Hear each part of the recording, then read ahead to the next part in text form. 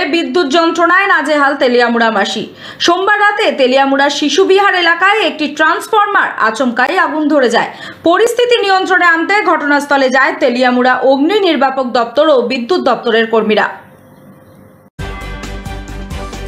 দীর্ঘদিন ধরেই তেলিয়ামুড়া শহর জুড়ে বিদ্যুৎ যন্ত্রণায় নাজেহাল শহরবাসী।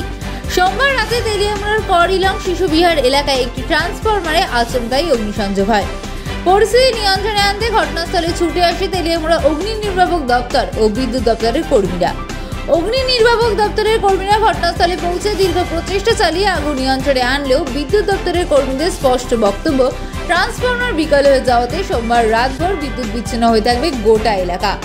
এই কথা শুনেই ক্ষিপ্ত হয়ে ওঠে এলাকার লোকজন। বিদ্যুৎ দপ্তরের কর্মীদের আটকে রেখে স্পষ্ট ভাষায় জানিয়ে দেওয়া হয়, যতক্ষণ না পর্যন্ত এলাকায় বিদ্যুৎ আসছে ততক্ষণ পর্যন্ত বিদ্যুৎ দপ্তরের কর্মীদের এখানেই থাকতে হবে।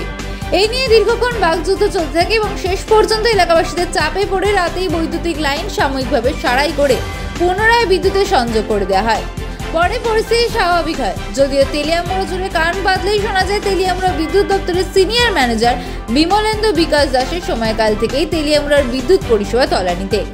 বিমলেন্দু বিকাশ দাস বদলির পর তেলিয়ামুড়া সিনিয়র ম্যানেজার হিসেবে দায়িত্ব গ্রহণ করেন উৎপল কর, কিন্তু তেলিয়ামুড়ার বিদ্যুৎ পরিষেবার কোনো উন্নতি ঘটেনি।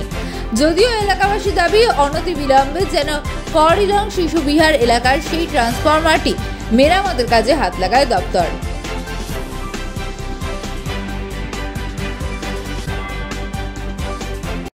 কি হয়েছে ঘটনা?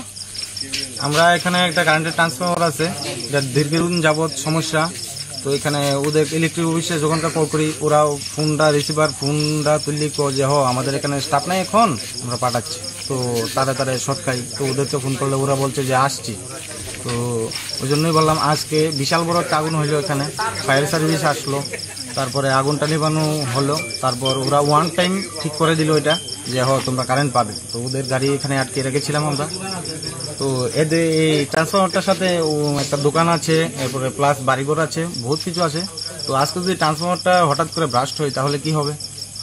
ওই জন্য ওদেরকে জিজ্ঞেস করলাম, ওরা ওয়ান টাইম সাবান টাবান কাপড় টাপড় দিয়ে ওইখানে একটা ওয়ানটা ঘটনা হয়েছে। আজকে দীর্ঘদিন যাবৎ এই ইলেকট্রিকের খুঁটিটার ভিতরে স্পার্ক হয়, এটার ভিতরে অ্যাকচুয়ালি ওভারলোড মনে হয়ে গেছে।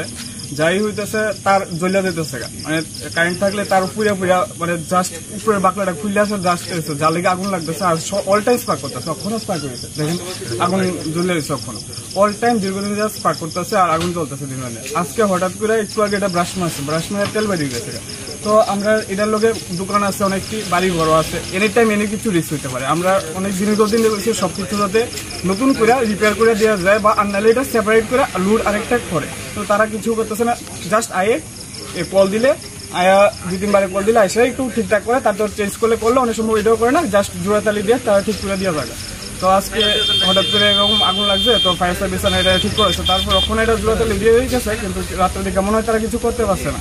কিন্তু আমরা চাইতেছি যে এটা সেপারেট করে লুটটা আরেকটা যাতে নেই ইলেকট্রিক, যাতে এখান থেকে লুটটা কমে আর এই যে আগুন লাগার সমস্যাটা এটা যাতে বন্ধ হয়। কোন এলাকাটা? এটা করিলং শিশু বিহার চৌমুহনী। কতদিন যাবো এই সমস্যাটা?